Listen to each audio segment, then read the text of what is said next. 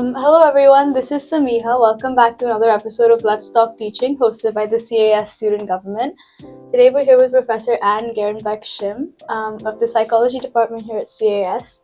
Professor, why don't you tell us a little bit about yourself to start off? Okay, so happy to be here. And Dia, who's doing the filming, is in my psychopathology class, which is, I guess, how I got connected with your interview program. And I'm a full-time lecturer here at BU. I was an adjunct lecturer for many, many years, and I've been a full-time lecturer now for the past 2 years. I'm a clinical psychologist, and I also have a private practice. And for about 30 years, I worked at a nonprofit agency that provided mental health services in Boston Public Schools. So I've done a lot of different things. I've worked with kids, worked with families, supervised training psychologists, been a clinician myself. And then, of course, now I'm also a professor, so a little bit of everything. That's nice. What inspired you to become a psychology professor? Well, it's actually an interesting story. So before I came to grad school, I was a high school math teacher, so I always have loved teaching. Mm-hmm. And then when I was here, I went to the clinical psych program here at BU. And at that time, there was a program where for grad students who had completed all of their coursework but still hadn't quite finished their dissertation yet, there was a program where we could start teaching independently. So most of us had, you probably know, you have TFs in your class, right? Like we have a NAMICA, for instance, in psychopathology. But the teaching fellows are mostly grad students. So I had been a teaching fellow as a grad student. And then there was this program where, again, at a certain point in your grad school career, you could start teaching independently. So I started teaching independently when I think I was a fourth year grad student at the time, and really loved it. And then sporadically over the years, even though I was primarily doing clinical work, I continued teaching. I taught here. I would teach summer courses. I would teach occasional courses during the semester here. I taught at Emerson College down the road. And then when, very sad story, but when my little agency that I worked at got kind of gobbled up by a larger agency, which was kind of like the beginning of the end, sadly. And we ended up, our program that was collaboration with the Boston Public Schools, sadly, kind of came to an end. So that's when I started teaching full-time, just because I needed to. So, but I love working with college students. I, very much enjoy the inquisitiveness and the enthusiasm, and people are all kind of figuring out what they want to do with their lives, and so it's a very exciting time. Mm-hmm. Having taught as a high school math teacher before this, and then going from teaching some lectures to being a full-time teacher, how has your teaching philosophy changed over the past however long years? Oh, wow. What a great question. I love that question. I would say that being a clinician informs my teaching a lot. That's why, that I much prefer my lectures and activities in the classroom to be more of a conversation and not just sort of me blabbering on, but I want people to get involved. I want to have some back and forth. I also, understanding kind of like how the brain works, how the nervous system works. It's important. I strongly believe that people need to feel safe and supported emotionally before they're going to cognitively be able to take on new challenging material and really grasp it and absorb it. So I am a big believer in, creating that environment of safety, respect, mutual collaboration as a precursor to kind of like diving into challenging content. So I strive to do that in my class. It's a strong value that I have. That makes sense. What do you think is the most important skill for students to develop in a psychology course specifically, and how do you think this applies to their lives as emerging adults? Because, like you said, college students are inquisitive, they're figuring out what to do with their lives. So how do you think psychology courses specifically help them with that? Oh, wow, what a great question. Who comes up with these questions? These are so good. I would say one of the things that psychology courses, maybe more specifically perhaps than a lot of other content that you'll obviously be learning in college, I would say one of the biggest things I strongly urge students to do with psychology material in particular is to think about how it applies to your own life. And there's a number of reasons for that. One is it will help you retain the material better if you can think of real life applications of the material and not just these sort of esoteric concepts that don't really have any basis in your own lived experience. If you can think about how you've experienced this, or how you've kind of walked through this type of a situation, or how this played out with you and your friends, or you and your family members, or something like that, like you're going to retain it much more. So just for a learning, from a learning perspective, you'll understand and learn the material better.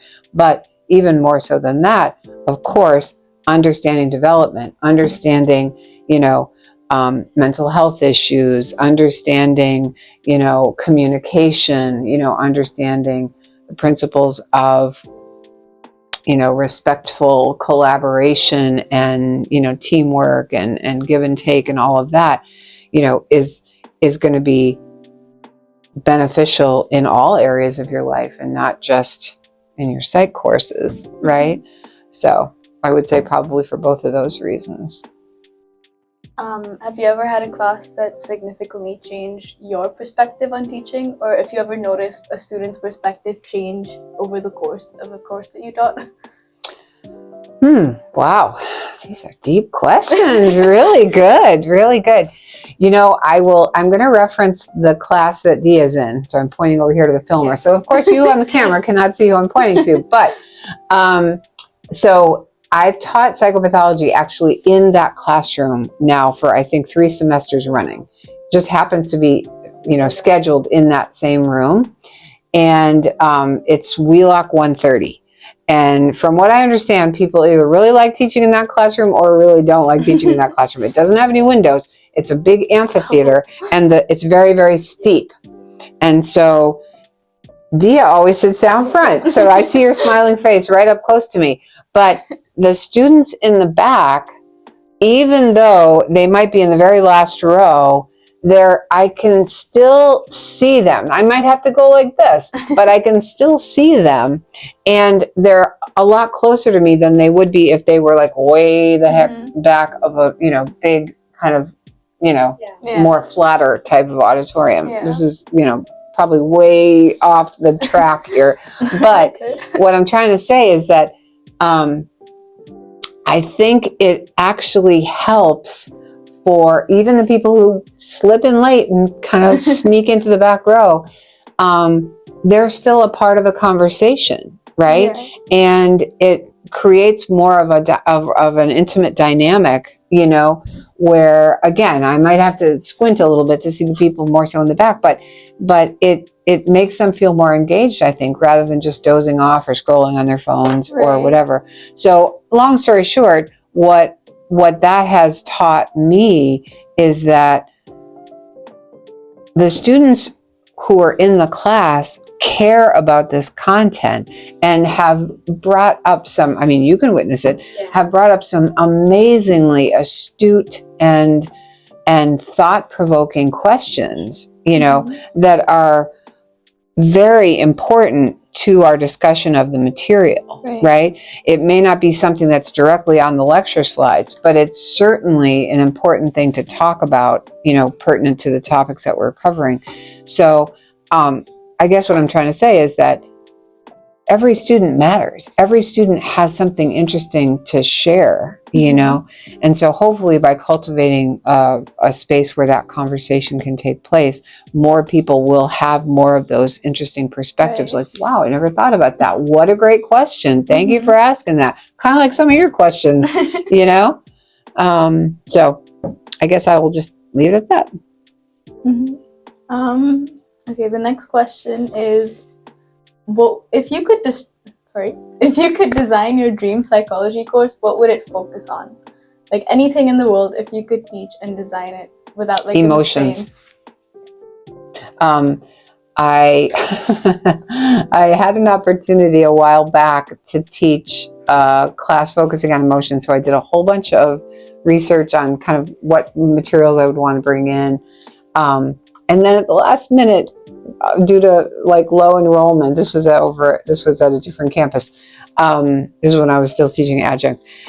It ended up not running, and I was so bummed out because when I was primarily working as a clinician in an agency, that was one of the little like in-service trainings that I would run frequently would be emotional attunement, because it was so critical for working with kids, with families, even with adults in the schools, right? To be able to kind of take the time to kind of be like, hey, what's happening? I see that you're excited about this, or I see that you're sad about this, or wow, it looks like something's making you quite upset. Let's see if we can figure this out.